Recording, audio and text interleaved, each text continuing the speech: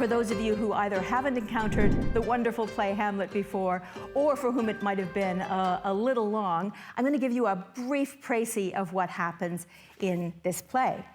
So Hamlet is a student, and he's come home because his father has died, apparently of natural causes. Poor Hamlet arrives home to find, though, that his mother has married with his uncle rather quickly, and he's very unhappy about that.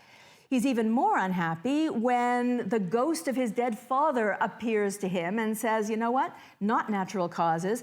The snake that bit me, that was your uncle. Now, you have to revenge my foul and most unnatural murder. So now Hamlet has this terrible problem. He has to murder his uncle, and all kinds of things happen between then and, well, almost 3.5 hours later at the end of the play. Some people are worried about Hamlet. They say that his problem is that he can't make up his mind. In fact, that's what Laurence Olivier famously begins his wonderful film with. This is the tragedy of a man who could not make up his mind. But it seems to me that what Hamlet's doing through most of the play is really trying to get to the truth of the matter. And that's not going to be by thinking that something is absolutely true or absolutely not true. Just imagine that a ghost appears to you and says, your uncle murdered me, now go kill your uncle. I hope that you would take a beat and try to determine whether that was actually true or not. And that's what Hamlet does through the rest of the play, most of the rest of the play. He goes on to try to figure out, is this true or not? Is this really a ghost of my father, or is it a spirit sent to damn me? So a lot of this is him trying to hold those ideas in his head at the same time and figure out the truth of the matter. By the end of the play, he's accidentally killed his girlfriend's father. His girlfriend has killed herself, possibly, possibly not. There's a trip to England, there are pirates, so all kinds of things happen in this almost 4 hours of a play. But the point I want to start us with is a scene where he's talking to his friends Rosencrantz and Guildenstern. The issue for his mother and his uncle is that he seems to be acting strangely. He's not behaving the way he used to.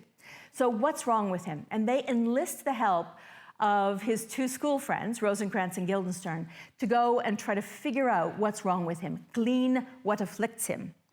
So they come to Hamlet and they try to figure out, well, are you going crazy? Are you depressed? What's going on here?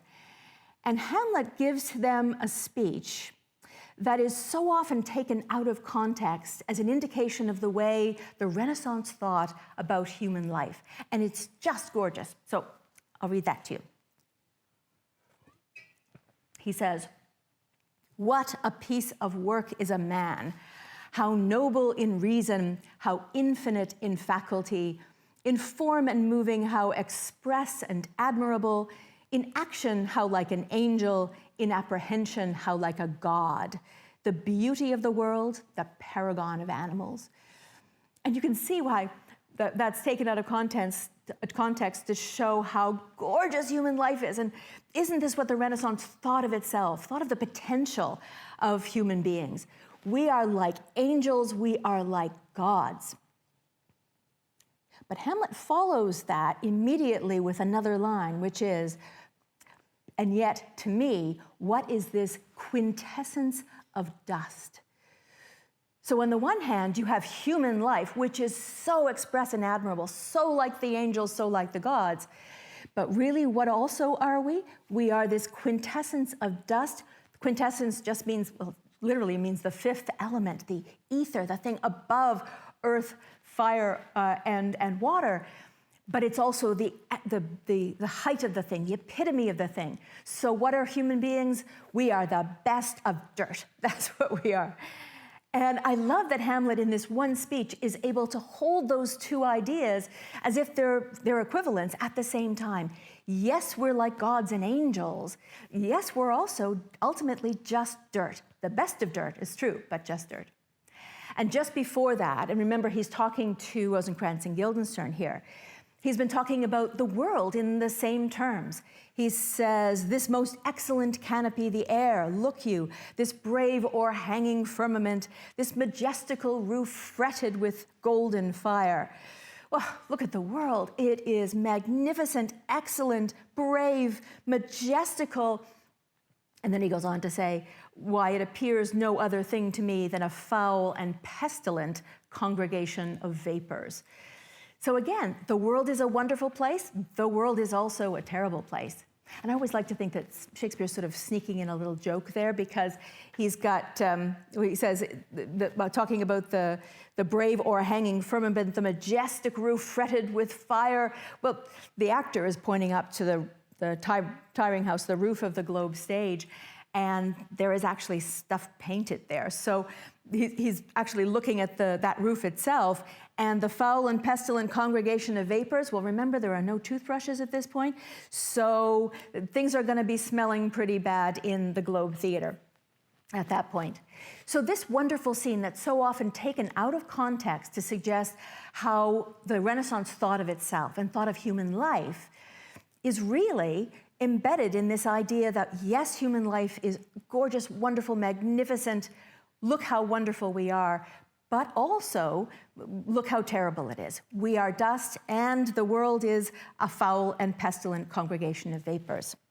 So what we have there is Hamlet suggesting to Rosencrantz and Guildenstern that two things can be true at the same time. It's a kind of negative capability. This is a term that John Keats gave us, and I really love it. He wrote the idea in a letter to his brother, in which he says that at once it struck me what quality went into form a man of achievement, especially in literature, and which Shakespeare possessed so enormously. I mean, negative capability. That is, when a man is capable of being in uncertainties, mysteries, doubts, without any irritable reaching after fact and reason. Isn't that a wonderful thing to be able to do, to be in uncertainties, mysteries, and doubts? And that's what Hamlet's presenting us with here. Human life is wonderful, human life is terrible. The earth is gorgeous and majestic, the earth is foul and pestilent. Both of those things at the same time.